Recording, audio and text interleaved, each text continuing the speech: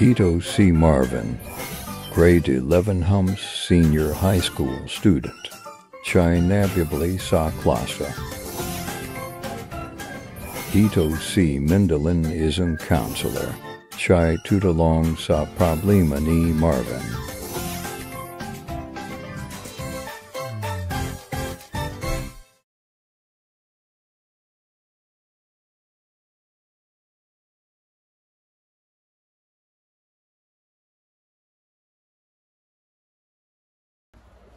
Gandang araw po, ma'am.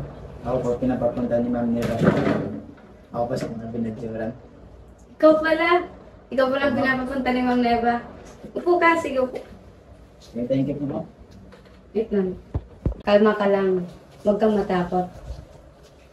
Hindi ka naman pinapapunta ni Ma'am Neva dito para pagalitan. Good. Yun ko muna. Salamat po, ma'am. Dapat di ka na nagkabala. Nga pala, ako si Mindalina Juran. Ako ngayon ang magiging counselor mo. Mupo ka muna. Thank you, ma'am. By having this small introduction session, and by simply offering a drink to the client, Counsellor Mindelin had successfully got through the counselling process phase 1, which is relationship building. Ano palang may tutulong ko sa'yo? Ano po, ma'am, nahihirapan na kasi ako sa school. Tinutokso ako ng mga kaklase ko. Hindi kasi ako marunong talagang bumasa ng English. Yun lang po. Now, Counsellor Mindelin asks Marvin about his concerns, and later on she will have him see that there is an underlying problem that should be solved, and it is not what he thinks it is. This is counselling process phase 2. May napapagsabihan ka na ba? Wala pa po, ma'am. Nahihiya kasi ako mapagsabi sa iba. Kung ganun, pwede mong sabihin sa akin lahat. Nakikinig ako. Kailan to nagsimula? Yung una ako bumasa, yung tinawag ako. Kala kasi nila, marunong talaga ako bumasa. Pero marunong naman ako bumasa ng English, pero ano lang, konti lang. Ganun ba? Yes po. Kung ganun, hindi yung problema mo yung pagbabasa. Ang problema mo, yung pinagbubuli ka nila. Kasi hindi ka marunong magbasa ng English. Tama ba yun? Opo, ma'am. Nahihiya din kasi ako, ma'am. Kakagaling ko lang kasi ng ALS. Hindi kasi ako marunong talaga bumasa. Katulad nga, naninibago ako. Kasi yung mga dati kong classmate, di kasi yung age ko. Kagaya kumpara ngayon. Gusto ko din gumaling sa pagbabasa.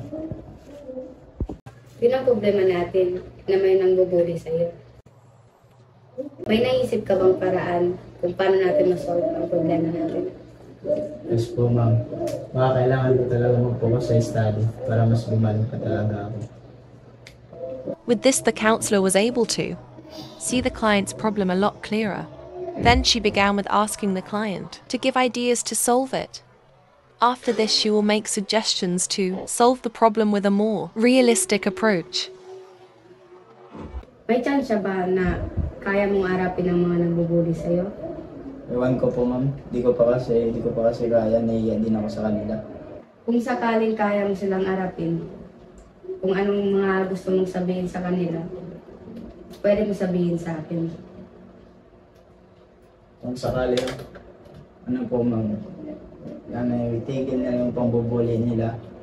Hindi naman lahat marunong talaga. Minsan din nahihiya din sila, nila ba yung naisip. Nahihiya din yung mga binibuli nila. Kaya di talaga nakapag-focus sa mga pagbabasa. Anong feeling na nasabi mo lahat kung ano yung mga gusto mong sabihin sa akin? Kumaan ba ang loob mo? Opo, ma'am. Ngayon, kaya mo na bang sabihin sa mga nangbubuli sa'yo ang mga sinabi mo sa akin kanina? Ewan ko pa, ma'am. Pero susubukan ko. The counsellor anchored her intervention inspired from the empty chair technique, a form of Gestalt therapy. This is to facilitate a conversation between Marvin and the people that bullies him. Naiintindihan ko ang nararamdaman mo. Pero, gusto kong ipaalala sa'yo na walang taong bobo. Huwag mong hayaan na sirain ang sinasabi ng iba ang tiwala mo sa sarili. Ang mahalaga ay sumikap ka at huwag kang sumuko. Maraming salamat po ma'am. Ang laki na itulong ng mga sinabi ninyo.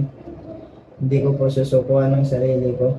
Sisikapan ko matuto at baguhin lahat para matuto bumasa. Para di na maulit yung mga pagbubuli sa akin. Tama yan. Tandahan mo, hindi basihan ng talino, pagiging mausay sa isang bagay. Ang mahalaga ay patuloy kang matututo.